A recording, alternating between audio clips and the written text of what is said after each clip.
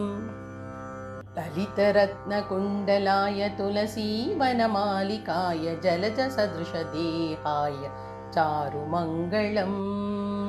ललितरत्नकुण्डलाय तुलसीवनमालिकाय जलजसदृशदेहाय चारुमङ्गलम्। Devaki सुपुत्राय देवदेवोत्तमाय चावजातगुरुवराय भव्यमङ्गलम्।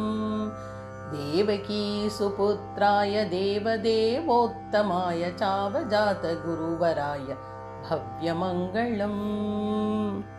पुण्डरीकाक्षाय पूर्णचन्द्राननाय अण्डजातवाहनाय अतुलमङ्गलम्। पुण्डरीकाक्षाय पूर्णचन्द्राननाय अण्डजातवाहनाय अतुलमङ्गलम्। विमलरूपाय विविधवेदान्तवेद्याय सुमुखचित्तकामिताय शुभदमङ्गलम्।